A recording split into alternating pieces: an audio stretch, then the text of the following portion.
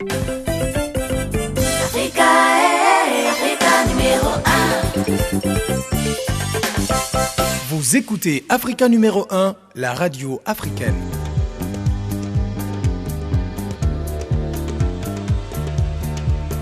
Voilà, c'est la radio africaine et c'est le magazine de l'après-midi qui se poursuit. C'est Africa Vie. Mercredi, c'est aujourd'hui. Je souhaiterais saluer quelques-uns d'entre vous avant d'accueillir Mohamed Cherif que vous entendez évidemment comme tous les mercredis. Valérie, vous êtes à Gamba. Madame Valérie à Gamba, c'est au Gabon. Il y a Christiane Doherty à Paris en France. Christiane Doherty de Paris, la capitale française. Claudine Footing à Yaoundé au Cameroun. Quelques craintes, une peur notamment de la part de nos amis du Cameroun qui viennent de lancer un SOS à Mohamed Cherif pour lui dire attendez, on a l'impression qu'on vous écoutera pas aujourd'hui, mercredi. Que se passe-t-il? Non, ça va s'arranger d'ici là. Jibédo Bégué m'a rassuré.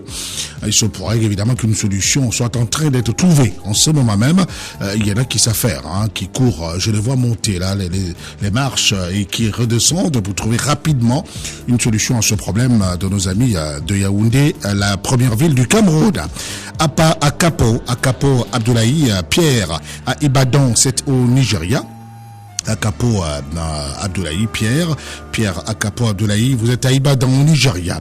Il y a monsieur et madame Alakwa de Ouagadougou au Burkina Faso que nous saluons.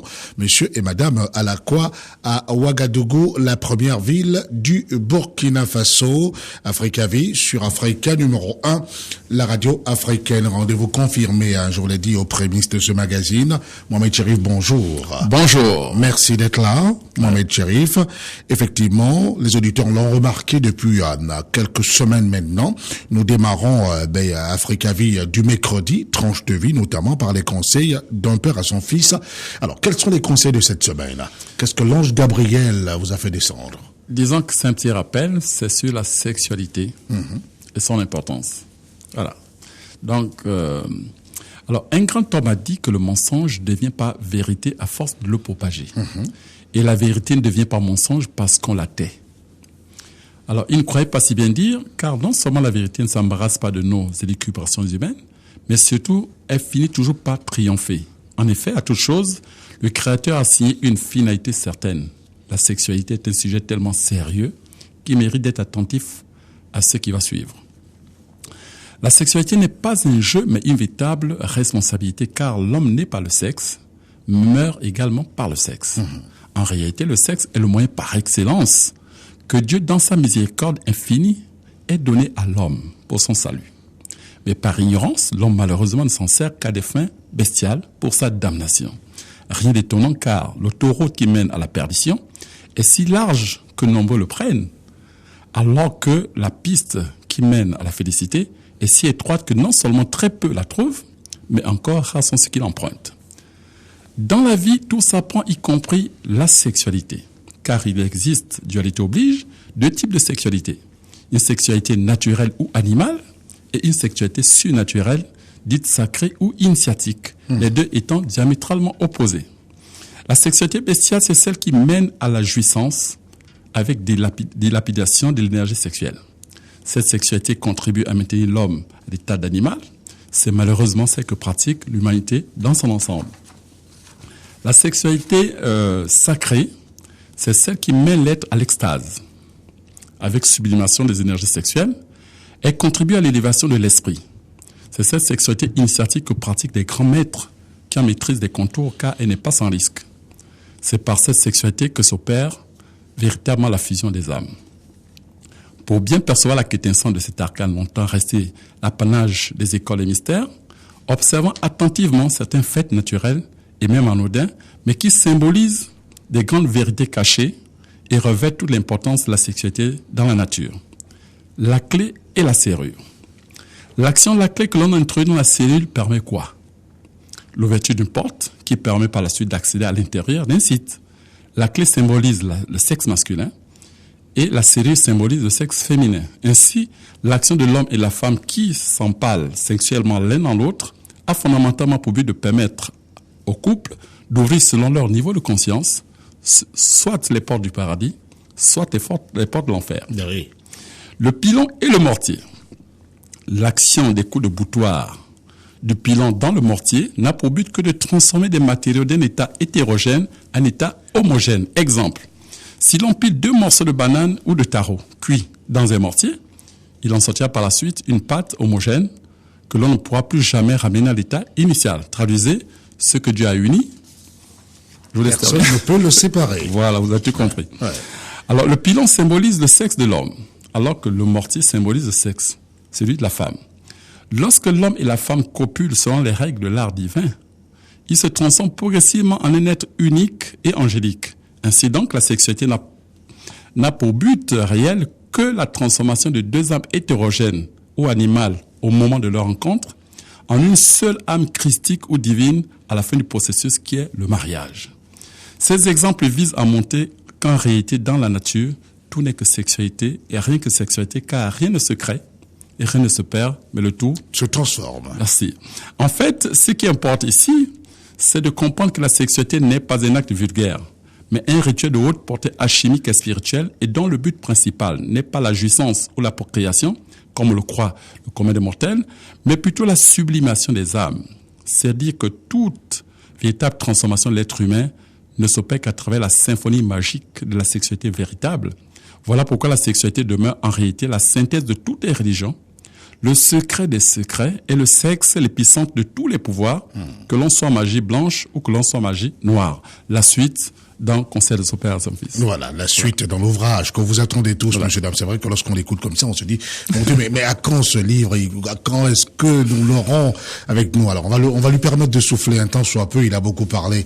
Mohamed Cherif, voici une belle chanson pour vous raccompagner, Mohamed Cherif, avant de vous retrouver de suite pour le programme qui se poursuit. Vous écoutez Africa numéro 1, la radio africaine émettant de Libreville et de Moyabi au Gabon. Messieurs, dames, merci de nous rejoindre. Et bien sûr, les conseils à son père, les conseils d'un père à son fils de cette semaine étaient consacrés à la sacralisation de la sexualité. Alors, pour écrire à Mohamed Cherif, c'est simple.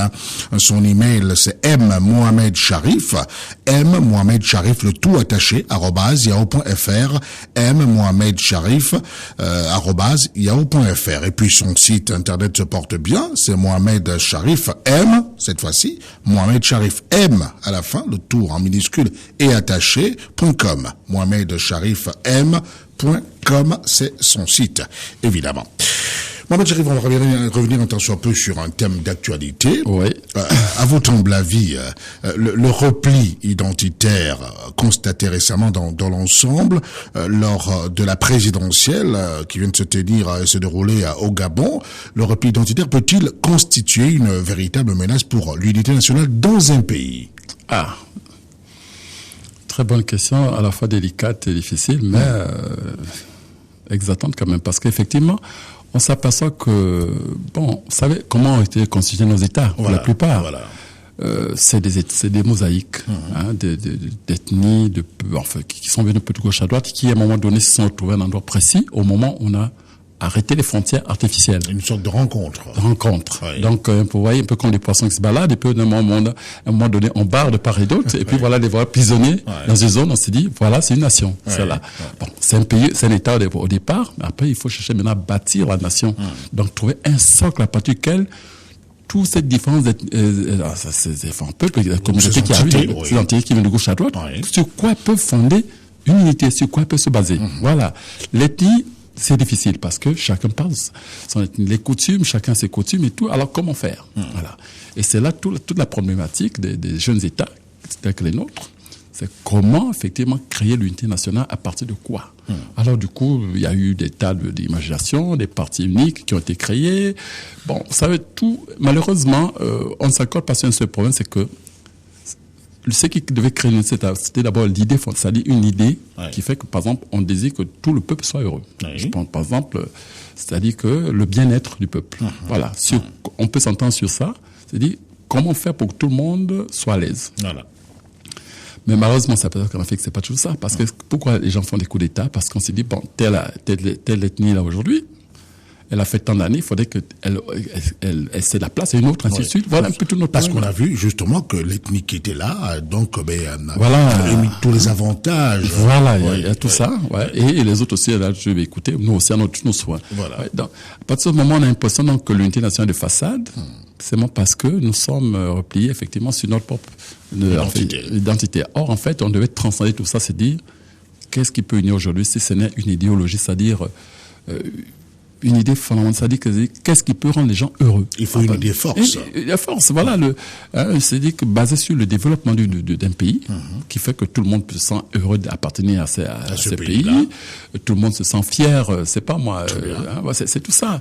Donc je crois que les Africains devaient transcender un peu ces postes, surtout en Afrique on trouve ça. Bon, dans d'autres pays, ils ont quand même des socles, c'est par exemple la religion. Je crois par exemple les pays arabes, ils ont moins de socle, c'est la religion. Ils sont tous, la plupart, ils sont musulmans. Ça constitue un socle. Bon, nous, dans nos pays comme ceux d'Afrique centrale, c'est difficile parce que chacun sa religion, chacun sa coutume, chacun son ethnie. Donc, il faut effectivement une forte personnalité fédératrice, c'est-à-dire ceux qui amènent des idées fortes en disant, bon, écoutez, un seul peuple, c'est une nation, mais basé sur la justice, l'égalité pour tous et le bien-être pour tout le monde. Oui. À partir de ce moment, je crois qu'on peut transcender, progresser. Mais ça viendra. Moi, j'ai confiance parce que regardez aujourd'hui. Est-ce qu'on va attendre longtemps, justement? Non, je pense que ça viendra des nouvelles générations qui seront très métissées. Parce que vous allez voir, nos enfants aujourd'hui et nos petits-enfants demain n'appartiennent pas à une ethnie précise. Oui. Vous savez comment les mariages se nouent entre les différentes ethnies. Absolument. Donc, je suis persuadé que dans quelques années, ce seront les enfants du monde. Ils n'appartiennent plus, d'abord les villages n'existent plus. Les ethnies auront moins de force parce que nos enfants remarquent aujourd'hui qu'ils ne parlent presque plus la langue. Oui. Après leur bac, ils vont faire 7 ou 8 ans aux États-Unis, en France, et ainsi de suite. Là-bas, ils épousent une chinoise ou une américaine. L'enfant qui sort, il n'est plus ni ceci ni cela. Il y a des enfants hybrides. Donc, je crois que cette génération future, certainement, va fonder certainement l'unité nationale à partir des idées françaises, c'est-à-dire que des idéaux, par exemple, de développement. Voilà, une question naïve. Est-ce que vous pensez qu'il serait bon aujourd'hui que cette histoire d'ethnie puisse disparaître, qu'on ne parle qu'une seule langue, par exemple? Non. Une langue officielle? Non, pas du tout. Parce que si Dieu avait voulu que tout le monde soit uniforme, je crois qu'on aurait gagné une seule ethnie. Non, je crois qu'on peut créer l'unité dans la diversité. D'ailleurs, c'est ce qui fait le charme d'ailleurs du monde. Voilà. Parce que quand tout devient uniforme, et d'ailleurs, c'est ça un peu le danger de la mondialisation, tel que certains semblent comprendre. On a tendance à imposer à tout le monde la même façon de voir les choses, la même façon de faire les choses. J'ai dit ça, attention, il y a un danger. Nous devons plutôt créer l'unité dans la diversité. Chacun conserve une certaine spécificité, mais on s'entend sur ce qui est essentiel, c'est-à-dire que la même manière dont vous avez faim quelque part, c'est la même manière que moi j'ai faim. Donc, si on développe un pays, on doit développer partout en même temps. C'est-à-dire que ce que les uns les autres ressentent, c'est la même chose. Certaines ne peuvent pas se sentir primées par rapport à d'autres. Voilà, je pense que tout le monde se sente chez soi, partout. Voilà, je crois que c'est ça. Un Africain originaire du Gabon, lorsqu'il se déplace et se rend par exemple au Cameroun, qui se sent chez lui. Chez lui, d'ailleurs. Et puis ces notions de frontières disparaîtront même d'elles-mêmes. Parce qu'aujourd'hui, vous voyez, on a la peine à réellement fonder, qu'on appelle ça, l'intégration. Parce qu'on se dit toujours, bon, c'est histoire de visa, on a peur de ça. Oui. Vous voyez? Mais lorsque cette notion de développement sera bien comprise de tout le monde, on fera en sorte que tout le monde soit à l'aise partout. Mais écoutez, je ne vois pas pourquoi je me déplace ici pour aller habiter ailleurs. Je vais la journée, je vais rendre visite à Solange à Douala, et puis l'après-midi, je suis rentré chez moi. Pourquoi pas, vous voyez, c'est un peu de ça. Pourquoi pas. Et donc, cette notion d'unité nationale, évidemment, est différente d'une autre, l'Union nationale. Oui, bien sûr. Non, ici, l'unité nationale, c'est beaucoup plus, c'est d'abord, c'est beaucoup plus au niveau c'est spirituel, bon.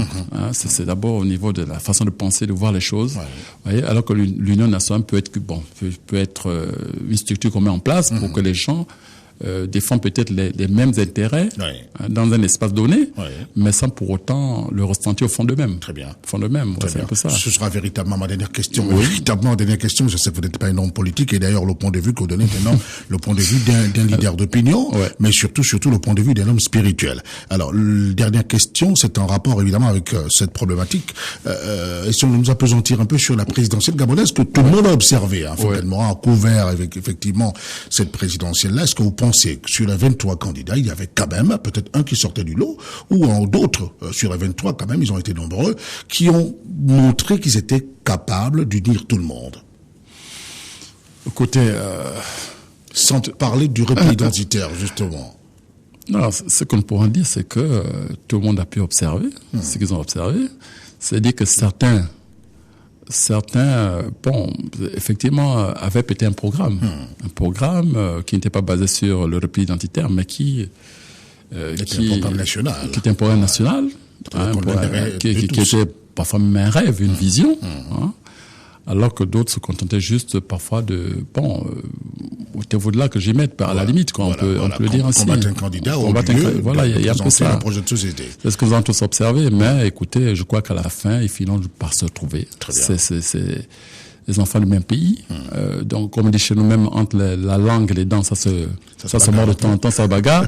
Mais après, par la suite, non, on est confiant. Je pense que on a la chance d'avoir des personnalités assez mûres, assez matures. Je crois qu'après la bagarre, on doit se retrouver pour que les choses aille très bien. J'ai confiance. Et il y a des choses que nous ignorons peut-être. Sait-on jamais. Ont-ils peut-être déjà commencé à discuter entre eux? Ça, c'est une autre histoire. Voilà. Qui répondra à cette question. Merci beaucoup, Mme Chéri. Je voulais véritablement faire réagir sur un sujet d'actualité. Le repli identitaire, on en parle davantage. Même dans des équipes de football, dans les entreprises, etc. Et ça fait évidemment mal à l'Afrique. Ça fait mal parce que c'est un conditionnement. C'est un conditionnement. Vous voyez, lorsque vous prenez, vous savez ce qui se passe en ce moment aux États-Unis. Aujourd'hui, par exemple, très bien.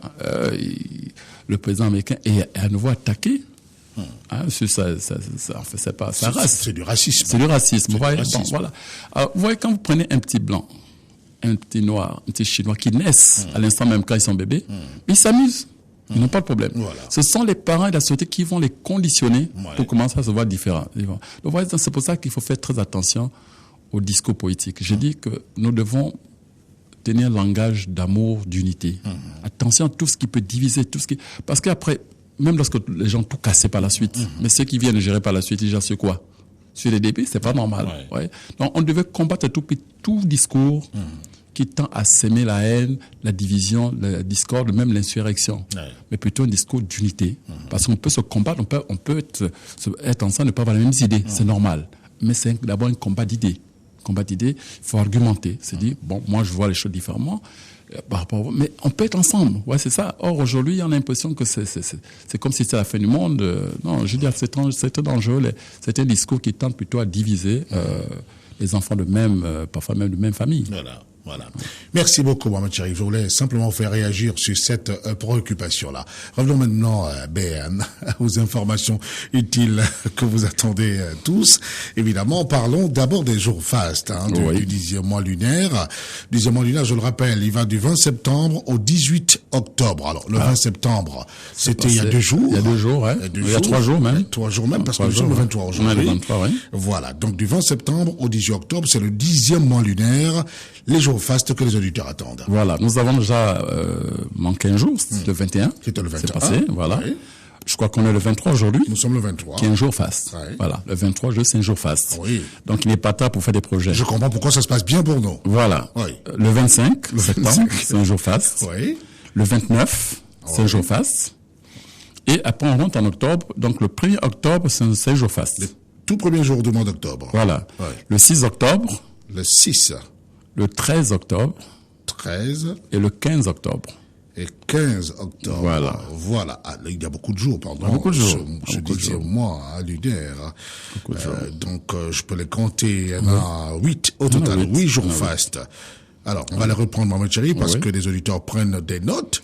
Le 21 septembre est passé. Le 23 septembre, c'est aujourd'hui. C'est un jour faste. Voilà. Le 25 septembre, c'est un jour faste, surtout pour les fonctionnaires. Pourquoi pas le 25? Ils attendent bien ce jour. Ils attendent bien ce jour. Le 29, enfin le 25 au Gabon. C'est passé ailleurs, ça se passe le 25. Oui, ça se passe aussi le 25. Ah, d'accord. Le 29 septembre. Le 29 septembre. Voilà. Le 1er octobre. Oui. Le 6 octobre. Oui. Le 13 octobre.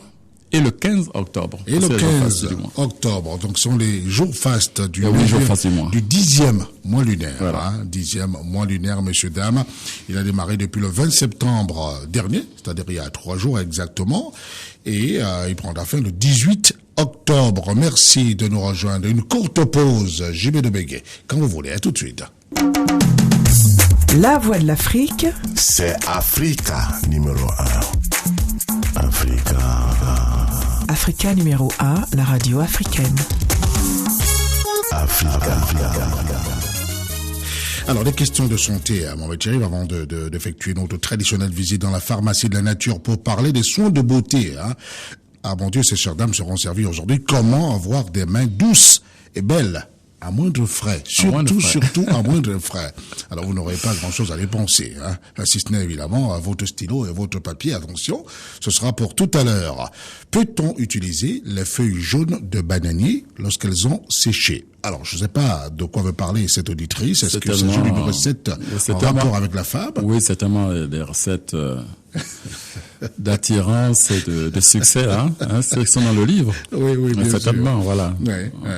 Bon, ce qu'il faut dire, c'est que je parle de feuilles, on fait la feuille qui a jauni, C'est-à-dire que c'est, parce qu'il y en a qui confondent feuille sèche. Non, c'est la feuille verte qui a jauni. Ouais. Donc la feuille qui est jaune. Elle n'est pas encore sèche. Elle n'est pas encore sèche. Elle est simplement jaune. Voilà. Donc elle tend vert. Elle tend vert. Donc chaque jour, la personne devait prendre juste une portion. Et s'en servir. Et recommencer le lendemain encore avec une autre portion. Oui. Voilà, c'est ça. Mais lorsque la sécheuse, elle n'est plus jaune. C'est plus autre chose. Voilà. On n'insistera pas trop parce que ça concerne beaucoup plus ceux qui ont le secret. Je rappelle que c'est dans le livre Mohamed Cherif, l'alimentation adaptée à ton groupe sanguin. Voilà. C'est très important. Et là, j'insiste aussi dessus parce que, il y a des femmes qui m'ont demandé, est-ce que les femmes mariées, enfin non, il y a des messieurs plutôt qui sont pleins, que voilà, il y a leurs femmes qui appliquent cette recette et puis du coup, j'ai écouté. Je n'ai fait que donner le secret des femmes. Maintenant, aux femmes mariées, même de savoir qu'elles sont mariées, qu'elles n'ont pas très bien. À le faire, parce qu'après, si elles ont trop de courtisans, c'est pas de ma faute. Mais c'est un motif de fierté pour un homme de savoir que sa femme est courtisée. Oui, mais parce que je crois, mais quand elle est aussi trop harcelée, je crois, c'est parce que parfois ça flambe, je vous assure. Mais le fait d'être harcelé ne veut pas dire qu'on va succomber, forcément. Pas forcément, mais quand même, c'est embêtant. C'est quand même même embêtant. si vous avez déjà compté des non, je crois, c'est messieurs, la part des messieurs, qui se plaignent que leurs femmes sont trop courtisées depuis un moment parce qu'elles appliquent la recette. Je l'ai écouté, c'est pas ma faute. Je n'ai fait que donner un secret de femme. C'est un secret, vous voyez, qu'on le donne par l'antenne. C'est ceux qui se procurent le livre qui peuvent l'avoir. Bon, maintenant, chacun fait ce qu'il veut. Est-ce que c'est une femme mariée, une femme non mariée? Franchement, là, c'est ça. En tous les cas, c'est une femme et un point c'est tout. Un point c'est tout. Voilà. Je crois que que ces dames, ces messieurs ne se mettent pas en colère pour autant. Non, parce que parfois il y a aussi des femmes confiance. Non, parce qu'il y a aussi des femmes parfois qui sont un peu délaissées à un moment donné. Donc lorsqu'elle fait, le mari revient en vitesse, là. Mais c'est une bonne chose. Si c'est une bonne chose. C'est vrai, il est de retour à la maison. Mais j'ai des dames qui sont dit comme ça, à un moment donné, mon mari ne me voyait plus, mais du coup, même au bureau, il m'appelle, mais chérie, qu'est-ce que Merci, Mohamed Cherif. Merci, Mohamed Cherif. J'ai dit, c'est justement ce qu'on voulait, justement. Pouvoir faire venir votre mari, parce que maintenant, vous dégagez un magnétisme inhabituel. Voilà, c'est un peu ça. Merci, Mohamed Cherif, je le croyais parti. Ah, il est de retour. Très bien, mais qu'il reste là pour de bon. Comment guérir mes poules de l'épidémie? Ah oui, je crois que c'est un auditeur qui certainement qui a des poules qui sont en danger là. Je crois que ça doit être au Cameroun. Bon, écoute, c'est simple, C'est simple. Ce qu'il fait, c'est il coupe beaucoup d'oignons, l'oignon en petits morceaux, et il le mélange au riz qui fait picorer à ses poules. Parce que quand vous donnez constamment de l'oignon aux poules, elles se portent très bien. Oui, elles se portent très bien. Ça leur permet d'être en bonne santé et de résister aux différentes épidémies. C'est simple. Rien que l'oignon, vous coupez l'oignon en petits morceaux, vous mélangez dans le riz, il picore, et le riz et l'oignon de manière régulière, même quand il n'y a pas d'épidémie, vos poules se porteront très bien. Voilà, mon Dieu consomme aussi de l'oignon, ça on ne savait pas. Voilà. Il suffit de faire attention, vous envoyez un peu à vos poules, vous allez voir. Oui, ils le râpent en petits morceaux, ils mettent les mélanges au riz, qui font picorer aux poules. De manière régulière, vos poules se porteront très bien, sans problème. Voilà. Ça c'est au moins un très bon conseil. Mais ça c'est pas dans le livre. Non, ça c'est pas dans le livre. Écoutez, non, puisqu'il y a un second tome qui sort certainement d'ici la fin de l'année. Écoute, parce qu'il y a aussi là, il y a aussi des dames qui appellent, il n'y a pas les myomes, il n'y a pas les fibromes interrogés, ne vous inquiétez pas. On ne peut pas tout mettre dans un seul livre. Il y a le gros, et un autre qui arrive d'ici la fin de l'année où il y aura justement toutes ces histoires de kisses, de fibromes et tout le reste. Qu'elles ne soient pas pressées, ça arrive. Très bien. Très bien.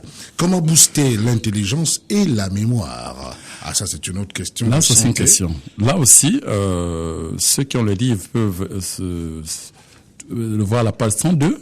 Il y a des bons produits diététiques qui permettent de booster la mémoire. Je l'ai dit. Il suffit de consommer ce qui est conseillé, peut-être? Non. Il y a des produits diététiques qui sont faits pour booster la mémoire, donc pour tonifier la circulation sanguine, parce que ça, c'est le sang qui nourrit toutes les cellules. Lorsque certaines cellules ne sont pas nourries correctement, ben, elles meurent, elles s'affaiblissent. Et c'est le cas généralement. Vous voyez, quand les sont chauves, c'est quoi? C'est parce que le sang n'arrive pas suffisamment au niveau des capillaires. Oui. Du bulbe arachidien, du bulbe du cheveu. Oui. Ouais, donc, le cheveu n'est plus nourri. Donc, le sang n'y arrive plus. Oui. Lorsque vous voyez un visage qui est ridé, qui commence à taper des rides, c'est seulement parce que le sang n'arrive plus suffisamment au niveau du visage. Parce que toute la journée, vous êtes debout. Vous ne pensez jamais à faire un peu de chandelle, ainsi de suite, vous voyez. Donc, le visage n'est pas suffisamment nourri. C'est pour cette raison qu'on demande de masser le visage. Il y a tout ça, voilà. Ouais. Toute la journée, vous êtes en cravate, bien cravaté, bien serré, ainsi de suite. C'est un gros étanglement, donc, qui fait que le sang n'arrive pas suffisamment au niveau de la tête, au niveau du cerveau. Ben, ne soyez pas super après, plus tard, avoir des pertes de mémoire, d'avoir des unaware, avoir, voyez, et perdre des cheveux. Perte de cheveux, la calvitie, c'est tout ça aussi. Oui. Les rides, tout ça, ouais, c'est les cernes, tout ça, c'est tellement parce que les cellules ne sont plus souvent correctement nourries par notre faute. Écoutez, on va pas porter la cravate maintenant, on fera un effort. Non, ça dit que bon, vous la portez. On la portera de moins en moins. Voilà, et puis c'est moins serré parce que vous savez, les gens qui sont toute la journée du matin au soir, je comprends pas. C'est vrai qu'aujourd'hui, même à la télévision, dans notre métier, ben, on n'a plus beaucoup, on porte pas beaucoup la cravate. Oui, il y a tout ça, voilà. Oui. Donc, pour revenir au point de la mémoire, généralement, les gens qui ont des problèmes de mémoire sont généralement, je dis bien, les personnes du groupe sanguin B ou nées sous le signe de la Vierge. Le signe zodiacal vierge. Oui, ce sont là ceux qui ont un problème de maux de tête fréquents et puis parfois de perte de mémoire et tout ça. Ceux du groupe B et ceux qui sont nés sous le signe vierge. Alors ceux-là qui regardent la passante ils verront des produits diététiques qui conviennent pour tonifier justement la circulation sanguine, donc booster la mémoire et la concentration. En même temps aussi pourront prendre, c'est pas moi, ce qu'on appelle, c'est-à-dire que une tisane qu'on appelle une tisane de la bétoine, on appelle ça, oui. C'est un produit qu'on trouve en pharmacie. On le trouve partout. On trouve en pharmacie, voilà. Si je peux envie de faire la publicité. Mais en fait, c'est une plante qu'on appelle la bétoine. Mais on utilise les parties supérieures séchées. Les parties supérieures séchées, on les trouve dans les pharmacies autres. Et on le prend en forme de tisane. Donc ça permet de tonifier la circulation sanguine au niveau du cerveau. Et ça booste la concentration, l'intelligence et surtout la mémoire. Voilà, ça c'est bien. Mais pour le reste, ceux qui ont les i peuvent se reporter à la page 102, ils verront bien qu'il y a des produits diététiques qui conviennent parfaitement et aux étudiants et à tous qui veulent avoir une très belle mémoire. Et si vous nous écoutez en ce moment, vous avez déjà ce livre, l'alimentation adaptée à ton groupe sanguin. Allez-y. Voilà, à la page 102, vous trouverez évidemment tout en rapport avec l'intelligence et la mémoire. Auriez-vous, Mohamed Cherif, une recette naturelle de contraception sûre? Elles ont des questions, ces chères dames. Elles ont des questions. Vous vous rendez compte qu'il y en a qui cherchent plutôt à faire les enfants et il y en a qui veulent pas en faire. Bon, écoutez, le vœu pour nous, c'est ceux qui peuvent aller pas en faire. C'est-à-dire ceux qui sont stériles et qui veulent plutôt. Mais pour ceux qui en fait, il n'y a pas de problème. Elle a des méthodes naturelles. Bon, la pilule, je suppose qu'elle n'en veut peut-être pas parce qu'elle prend du poids. Ça fait prendre du poids. Peut-être qu'il y a aussi la météo, la température, avec son thermomètre, elle prend sa température tous les jours, et lorsque ça passe, que la température commence à varier, à changer à la hausse, donc qu'elle fasse attention à cette période, jusqu'au moment où la température revient à la normale, parce qu'on voit là, il y a ça. Il y a aussi la météorologie, c'est-à-dire que consiste à étudier, à compter, enfin, à calculer son cycle. Voilà. Des méthodes simples. Vous voyez, si vous avez un cycle régulier de 28 ou 29 jours, par exemple, vous le divisez en 3. En 3, simplement. En sachant bien que la première partie est bonne, c'est-à-dire que les 9 premiers jours sont bons. Les 9 jours du milieu sont sa zone rouge. Donc zone rouge. Attention, danger. Et les 9 autres jours sont bons, simplement. Ou là, encore plus simple, la personne qui a ses règles aujourd'hui, elle compte au 14e jour. Et à partir du 14e jour, elle remonte 5 jours avant et 5 jours après. Elle détermine la zone rouge et reste tranquille. S'il y a des accidents, c'est parce que les gens calculent. Parfois, ils prennent jusque 3 jours de chaque part et d'autre, alors que le spermatozoïde peut rester 48 heures dans le col utérus. Ça, beaucoup de personnes ne savent pas. Voilà. Donc, il vaut mieux élargir la marge, prendre peut-être 5 jours de part et d'autre du 14e jour. Ça fait quand même 10 jours d'absence, l'abstinence dans la semaine, c'est pas grave. Voilà. Donc c'est des méthodes simples, naturelles, qui vous permettent de ne pas attraper la grossesse avec votre partenaire. Voilà, avec votre partenaire évidemment, parce que nous avons toujours les gens encouragés les mariages. Voilà. Ici, merci Mohamed Cherif. C'est vrai que nous avons coutume de demander à ce qu'on revienne un temps soit peu sur l'éducation fondamentale, l'éducation de base, et qu'on enseigne évidemment nos enfants à l'école, qu'on leur dise exactement comment vous devez vous comporter sexuellement parlant. Absolument.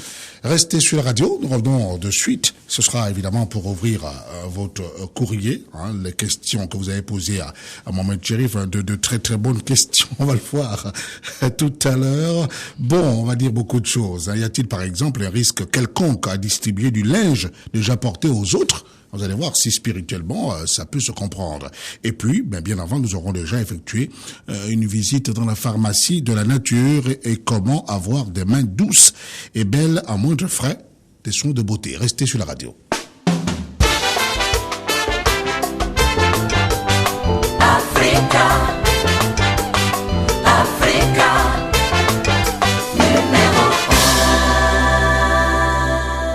C'est le magazine de l'après-midi qui se poursuit. Mercredi, c'est aujourd'hui, vous le savez, le mercredi, j'accueille pour vous l'auditeur libre, le libre penseur, le chercheur Mohamed Cherif.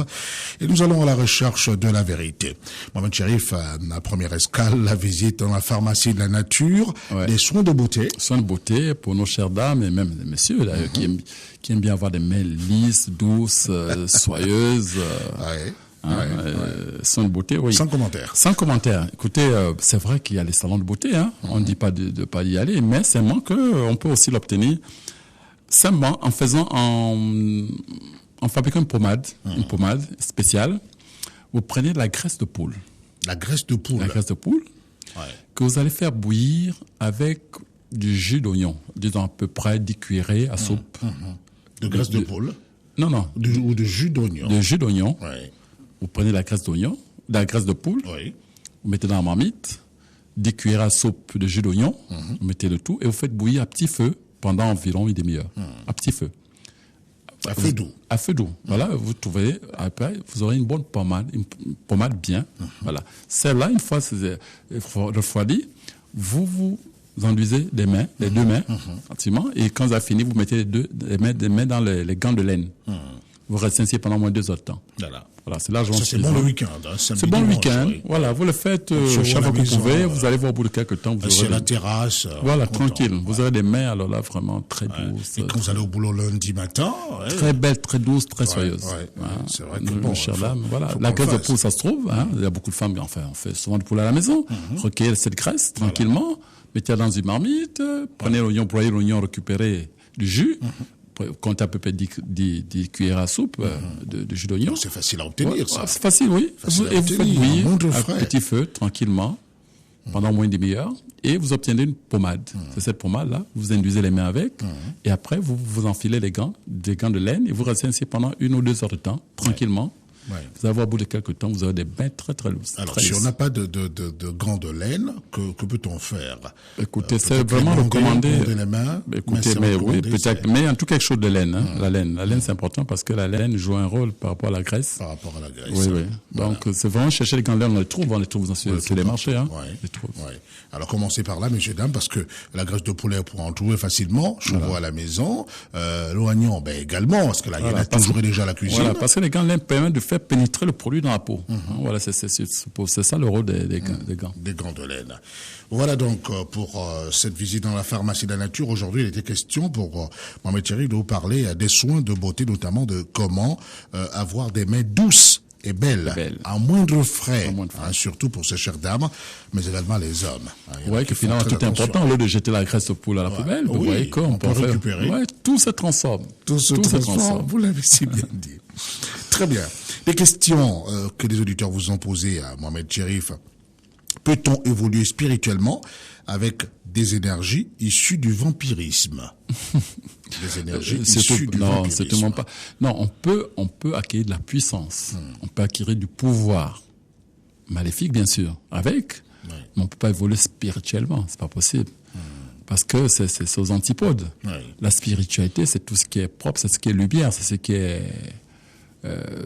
est sain. Vous voyez? Or, le vampirisme consiste à aller voler l'énergie des autres par tous les moyens et ensuite pouvoir se requinquer et vous approvisionner, donc vous videz la personne de son énergie, donc vous la tuez progressivement. C'est pas possible. Vous voyez que quelque part, vous aurez toujours à payer ce prix parce que vous avez peut-être flambé avec, parce que c'est du vol mystique. Voilà. C'est du vol mystique et tout vol se paye. Donc vous pouvez acquérir de la puissance et des pouvoirs avec, c'est vrai. Mais ne pouvez pas vous développer spirituellement. Parce que le jour J, c'est-à-dire le jour où vous allez de l'autre côté, vous verrez le prix à payer. Voilà. Voilà, vous aurez alors le prix à payer. Ça, c'est pour cette question, parce que le vampirisme et la spiritualité C'est pas possible. s'opposent. Non, parce que vous n'avez pas besoin de vampiriser. Il y a tellement d'énergie dans l'univers, dans la nature, qu'il suffit de... On peut aspirer, enfin, on peut se charger facilement. On peut se charger facilement. Ouais. On a donné des méthodes ici, on en donnera encore. Comment se recharger naturellement? On n'a pas besoin d'aller vampiriser une personne. Impossible. Très bien. Y a-t-il le moindre inconvénient à creuser sa propre tombe avant la mort? Alors ça, on entend souvent des grands hommes, non, je suis un homme d'affaires ou un homme politique, il avait déjà sa tombe là, le cercueil s'y trouvait même, on attend que sa mort. Est-ce qu'il y a un inconvénient, Mohamed Cherif, à creuser sa propre tombe avant la mort? Socialement, non.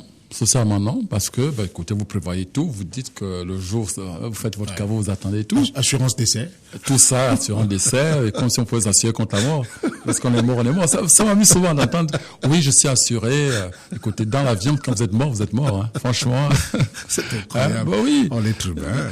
Par contre, mystiquement, spirituellement, parfois il y a un petit inconvénient. Vous savez, lorsque vous avez creusé un tombeau, et qu'on ne met pas une personne à l'intérieur, c'est dangereux parce que souvent, on a besoin.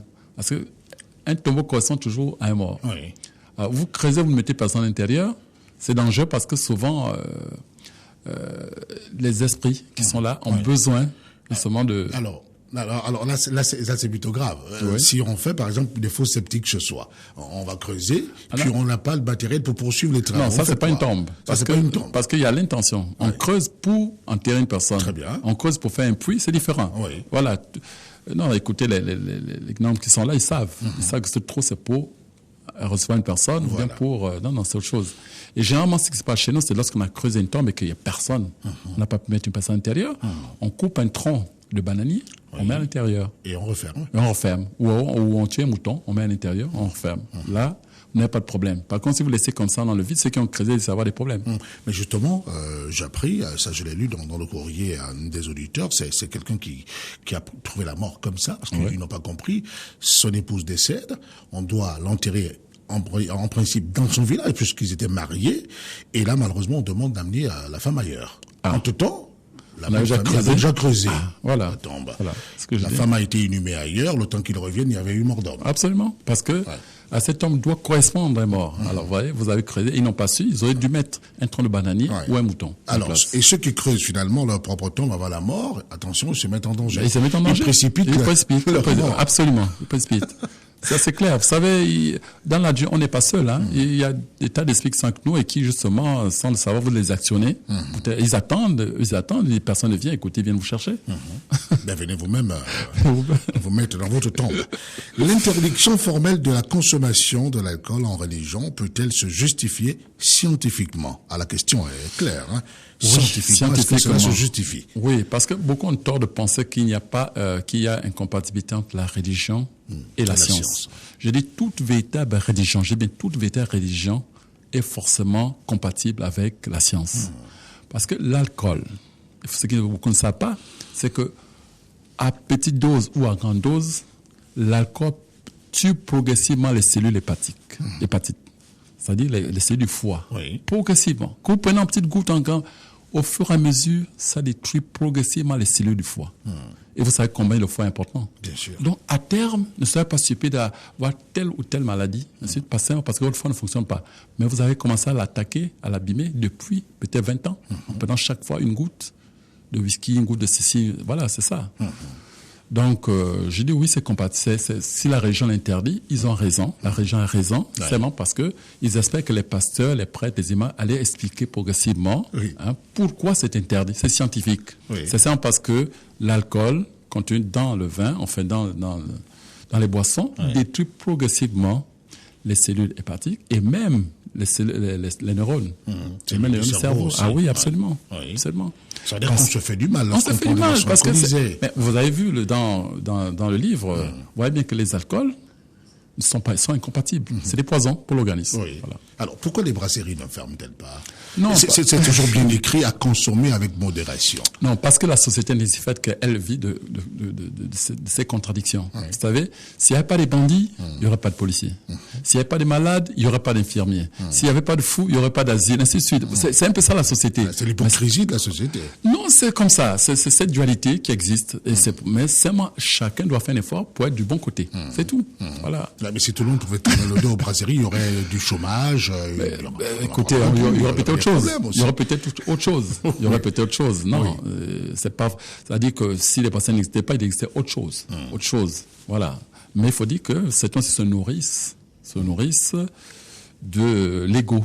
De l'ego des hommes. D'ailleurs, la plupart des activités sociales, d'ailleurs, sont faites là pour booster l'ego. Et non pour le détruire. Or, nous devons plutôt détruire l'ego pour se développer spirituellement. Voilà. Merci beaucoup, Mohamed Cherif. Y a-t-il un risque quelconque à distribuer du linge déjà porté aux autres? Écoutez, ça dépend. Il y en a qui vont en vacances et qui disent, je dois rentrer bientôt, Martin, et puis il distribue son linge comme ça. Après, non, écoutez, c'est pas l'action de distribuer en elle qui est dangereuse, quoi que ce soit. C'est peut-être ce que la personne qui reçoit, si elle est de mauvaise moralité, c'est une mauvaise foi, elle peut effectivement piéger à partir de votre propre avis, parce que c'est une espèce de relique où il y a votre aura dessus. C'est clair. Et si vous avez lavé, vous avez nettoyé avant de... Non, ça existe toujours. Votre aura y est toujours. Ne vous inquiétez pas. Ce que vous avez porté, elle s'est imprégnée de votre aura. Donc, si la personne qui reçoit votre habit est une personne sincère, de bonne foi, c'est un membre de la famille qui n'a aucune arrière-pensée, il n'y a pas de problème. Mais un ennemi, quelqu'un de très méchant, peut vous piéger à partir de votre propre habit, votre propre un objet vous appartient d'ailleurs. Voilà, c'est pour ça qu'il faut faire attention. On ne doit pas distribuer à n'importe qui. Il faut quand même s'assurer que là, on le remet dans les mains sûres. Bien sûr. D'ailleurs, on le voit même avec les bouquets de fleurs que les femmes mariées jettent. Vous voyez? Mais il y en a parfois qui ont compris, qui ne jettent plus le vrai bouquet. Oui. Expliquez-moi ça. Non, ça dit que le bouquet qu'elle a tenu réellement, c'est pas celle qui lance. Ah, d'accord. Ah oui, c'est une autre. Alors que le vrai bouquet qu'elle a lancé, qui est imprégné de son aura, elle le donne parfois à sa fille ou à sa nièce. Parce que ça ira de... Et puis ça porte la chance. Alors on balance quelque chose d'autre. Or, si vous lancez le vrai bouquet, la personne qui a reçu, si vous n'avez pas de chance, elle peut... Si elle est de mauvaise foi, elle peut aspirer votre chance. Ça veut dire que votre mariage ne pourrait pas marcher. Elle peut aspirer votre chance. Voilà. Vous refusez d'aller jusque-là, Mohamed Cherif. D'accord. Voilà. Si elle est de mauvaise moralité, elle peut aspirer votre chance. Alors, si vous voulez distribuer du linge aux membres de votre famille, allez-y dans un magasin, allez-y acheter des affaires pour eux. Pourquoi pas. Vous leur apportez cela.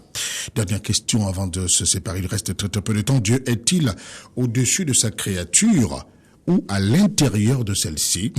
Et comment alors Dieu a-t-il parlé à sa créature, à sa créature Moïse? Ben oui, très bien. Cet auditeur a dû écouter le thème de triangle la semaine dernière.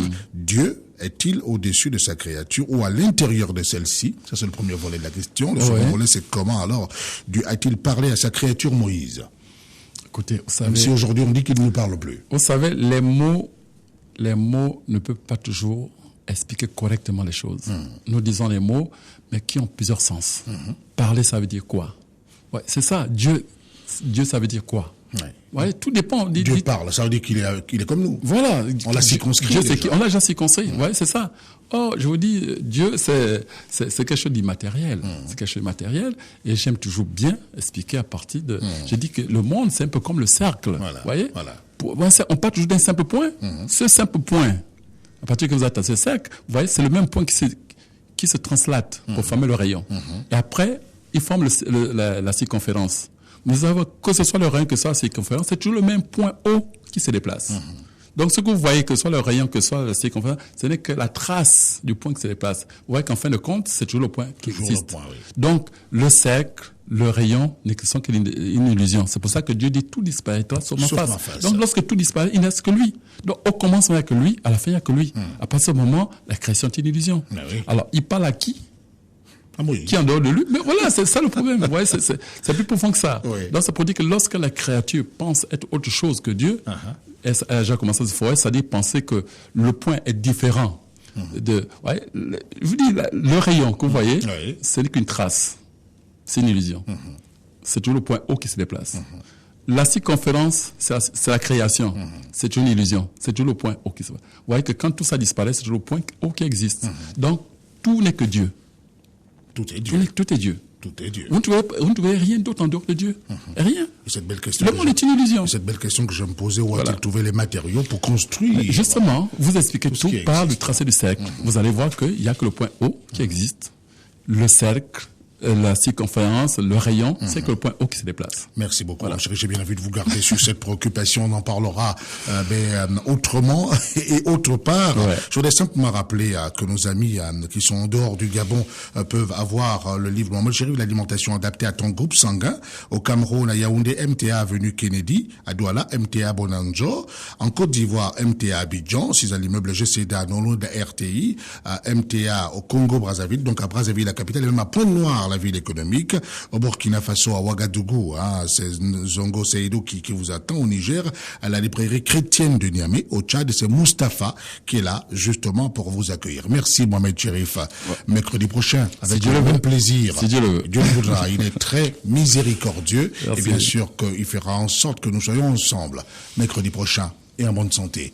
Merci à tous, messieurs, dames. Restez sur la radio. Demain, Africa Vie, 14h30, heure de Bangui, en Centrafrique. Au revoir.